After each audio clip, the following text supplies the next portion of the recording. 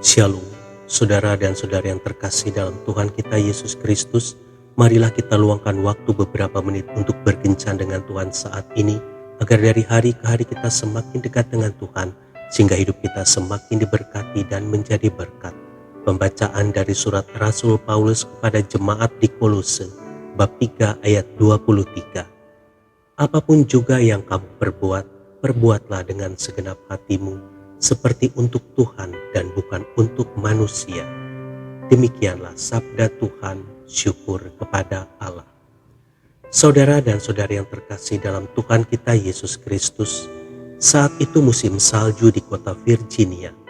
Di tengah dinginnya malam, seorang pria tua berdiri di tepi jalan. Ia berharap akan ada seorang penunggang kuda yang bersedia membawanya ke seberang. Janggutnya mengkilap karena butiran salju dan tubuhnya menggigil serta mulai mati rasa.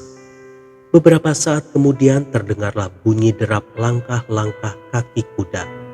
Dengan tidak sabar, ia memerhatikan berapa penunggang kuda muncul. Ia membiarkan yang pertama lewat tanpa berusaha menarik perhatiannya. Begitu juga terhadap penunggang kuda yang lainnya. Akhirnya hanya tinggal satu penunggang kuda.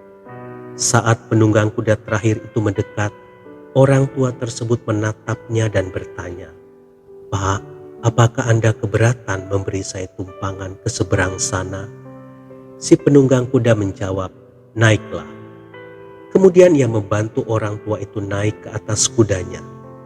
Tidak tega melihat keadaan orang tua yang menggigil kedinginan, si penunggang kuda memutuskan untuk mengantarnya sampai ke rumahnya yang jauhnya beberapa mil dari jalan tersebut.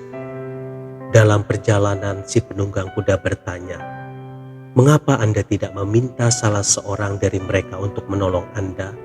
Saya yang terakhir, bagaimana jika saya menolak?" Si orang tua itu berkata, "Saya sudah banyak makan asam garam dan saya mengenal orang dengan sangat baik. Waktu saya menatap mata mereka, saya melihat mereka tidak peduli pada kondisi saya. Namun saat saya menatap mata Anda, saya melihat kebaikan dan belas kasihan." Di pintu rumah orang tua itu, si penunggang kuda berkata, "Semoga saya tidak pernah menjadi terlalu sibuk dengan urusan saya sendiri, sehingga saya tidak peka dengan kebutuhan orang lain." Sesudah mengatakan itu, Thomas Jefferson berbalik dan mengarahkan kudanya kembali ke Gedung Putih. Sungguh perbuatan yang terpuji. Saudara dan saudari yang terkasih dalam Tuhan kita Yesus Kristus, hal yang dapat kita pelajari dari Thomas Jefferson ialah kebaikan dan belas kasihnya yang tinggi. Dalam Injil Matius 25 ayat 35 sampai dengan 46, Yesus mengajarkan pada para pendengarnya dengan memberikan gambaran tentang perbuatan kasih. Hal yang hendak Yesus tekankan melalui gambaran tersebut ialah perbuatan kasih terhadap orang yang dipandang hina oleh dunia. Dengan berbuat demikian, orang tersebut telah melayani Tuhan. Saudara dan saudari yang terkasih dalam Tuhan kita Yesus Kristus, Natal adalah tindakan kasih. Yesus lahir ke dunia karena Bapa mengasihi manusia.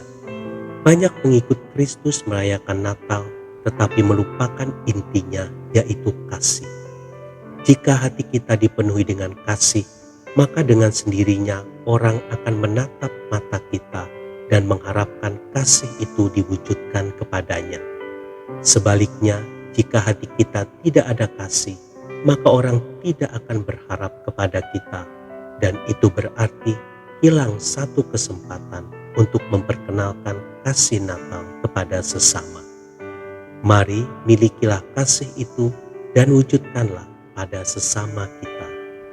Selamat Natal, Tuhan Yesus memberkati.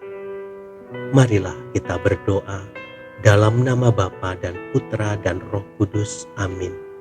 Tuhan Yesus, kiranya di Natal kali ini orang lain bisa melihat kasih Natal melalui perbuatan kasih yang aku tunjukkan kepada mereka. Amin. Dalam nama Bapa dan Putra dan Roh Kudus. Amin.